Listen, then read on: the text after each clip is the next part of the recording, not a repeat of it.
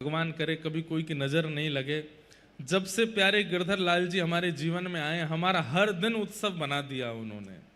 हर दिन उत्सव होता है, एक दिन भी ऐसा व्यतीत नहीं होता जिस दिन हमारा कोई उत्सव या कोई आनंद उत्साह जीवन में ना रहता हो।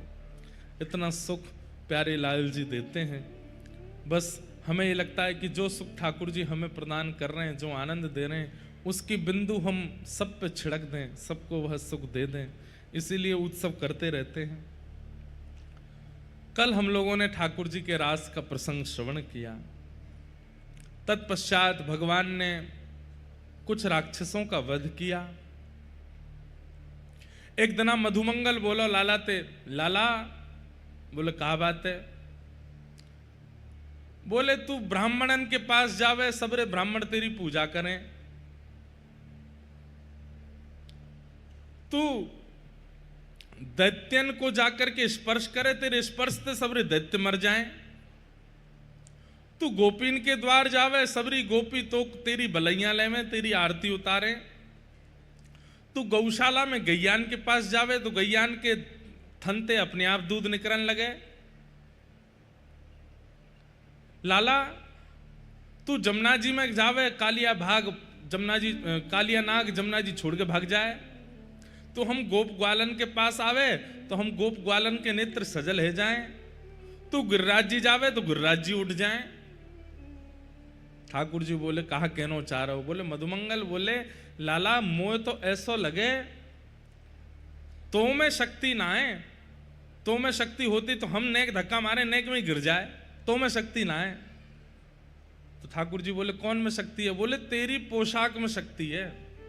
ये जो तू पीली पीतांबरी पहने, सिर पे मोर मुकुट धारण करे, कमर में कौंधनी पहने, ये पीली पीतांबरी और ये मोर मुकुट, इनमें शक्ति है। ठाकुर जी बोले अच्छो? बोले हाँ। कहा करूं तो? बोले एक दिन इन्हें मोह पहना दे, ये मोर मुकुट और पीतांबरी मोह पहना दे, मैं भी गोपीन के द्वार जाऊंगा, मैं भी गिरिराज जी के पास जाऊंगा, मैं भी दैत्यन के पास जाऊंगा, मैं भी ब्राह्मणन के पास जाऊंगा, देखूंगा। अगर जो जो तेरे संग होवे वो मेरे संग भी भयो तो मैं मान जाऊंगा कि भैया, अगर मेरे संग भयो तो मैं मान जाऊंगा तेरे पीतांबरी और मुकुट में बल है, और मेरे संग नहीं भयो तो मान जाऊंगा लाला में बल है। ठाकुर जी बोले ऐसा मत करियो, भूल के भी मेरो मोर मुकुट और पीतांबरी मत पहन लियो। मधुमंगल बोलो हम बे अब तो मुझे पूरा शक है गयो कि निश्चित ही तेरी पीतांबरी और मोर मुकुट में ही बल है, यही मारे दैवेत मना कर रो है। ठाकुर जी कहकर के चले गए, बोले कि कभी छुइयो मत इन्हें। मधुमंगल बोलो तू तो मेरो मित्र है, प्रेम तो नहीं देगो तो तुम्हें तो छीन के पहन लूंगा। और एक दिन ऐसे ही भयो, ठाकुर जी जैसे ही यमुना स्नान करने के लिए गए, अपने वस्त्रादि उतार करके गए, मधुमंगल पीछे से आयो और ठाकुर जी के सबरे वस्त्र लेकर के वहां से भाज गयो। अपने वस्त्र उतार करके ठाकुर जी के काजे छोड़ गयो और ठाकुर जी के वस्त्र सब पहन लिए, पीतांबरी पहनी, कौंधनी पहनी, हाथन में बाजूबंद पहने, सिर पर मोर मुकुट पहनो, और ठाकुर जी की वंशी लेकर के जैसे ठाकुर जी चले वैसी चाल चले मधुमंगल। ब्राह्मणन के पास गयो, ब्राह्मणन के सामने खड़े है करके जैसे ठाकुर जी त्रिभंग लली बन करके खड़े है जाएं, अपनी वंशी घुमा में ब्राह्मणन के सामने खड़े है के करन लगो। सो ब्राह्मणन ने धूल उठाए के फेंकी, भग यहाँ ते कहां ते आगो है, निकर यहाँ ते, सुवेरे सुवेरे यज्ञ प्रारंभ भयो नहीं है, अपनो मुंह दिखावे आएगो। मधुमंगल बोलो ब्राह्मणन ने तो भगाए दियो, गोपीन के पास जाए के देखूं। अब गोपीन के यहां जावे, जैसे ठाकुर जी बतिया में गोपीन से वैसे ही बोले, और ठाकुर जी कैसे बात करें? ठाकुर जी गोपीन के पास जाके कहें अरे भाभी कहाँ बनाए रही हो? तो भीतर तो गोपी के अरे लाला मैं तो हलवा बनाए रही हूँ, खाएगो? और बीच में ही बनाते बनाते हलवा कोई दे दे, बिना भोग लगा गई ठाकुर जी को पवाए दे। मधुमंगल पहुंच गयो, खिड़की पे जाए करके रसोई घर की खिड़की पे खड़े है के बोलो अरे भाभी कहाँ बनाए रही हो?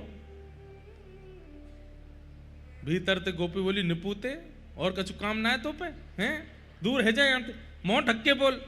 तू बोल लो तेरो उच्छिष्ट सब्र भोग में गिर जाएगो, सुर झूठो है जाएगो, भग आते। गोपीन ने भी भगा दियो।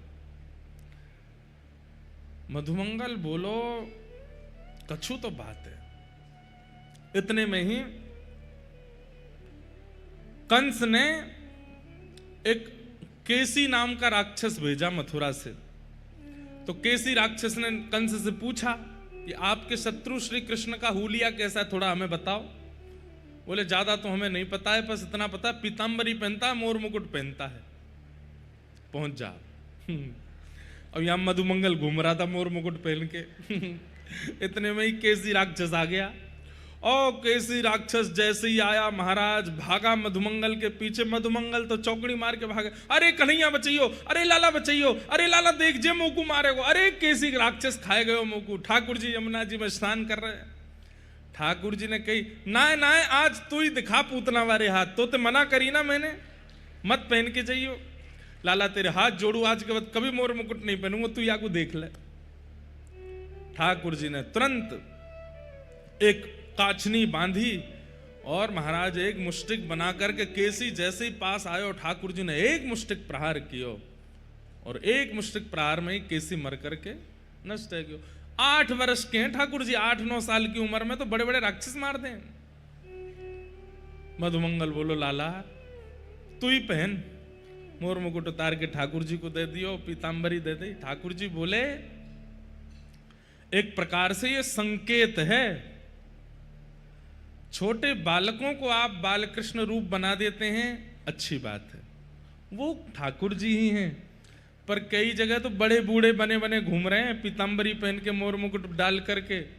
काऊ दिना अगर केसी पीछे पड़ गए हो ना, तो मधुमंगल की तरह चौकड़ी मार के भागोगे, बच नहीं पाओगे। ठाकुर जी बनवे में सुख नहीं है भैया, ठाकुर जी के दास बनवे में सुख है। ठाकुर जी के दास बनो, ठाकुर जी के सखा बनो, ठाकुर जी के सेवक बनो। ठाकुर जी बनवे में सुख नहीं है। हमारी प्रार्थना है छोटे बालकों को ठाकुर जी का रूप बना दो, अच्छा है। वृंदावन प्यारो वृंदावन भजन का जब लॉन्च होना था तो हमसे पूछा गया, तो हमने पहले ही कह दिया मैंने कि छोटे बालक अगर ठाकुर जी के स्वरूप बनेंगे तो अच्छा है। बड़े स्वरूपों को अगर ठाकुर जी के रूप में आप निर्माण करेंगे तो लोगों के चित्त में भेद और दूषित दृष्टि आ जाएगी। अबोध बालक 8-9 वर्ष तक के बालक ठाकुर जी के रूप बन सकते हैं। कलाए थे, वो भी छोटे ही बालक थे, वो भी अच्छे लग रहे थे। ज्यादा बड़े लोग जब ठाकुर जी का श्रृंगार कर लेते हैं ना, ठाकुर जी नहीं दिखते उनमें, बहलूपिया दिखता है। इसलिए हमारी प्रार्थना है दास बनो, सेवक बनो, सखा बनो, ठाकुर जी मत बनो।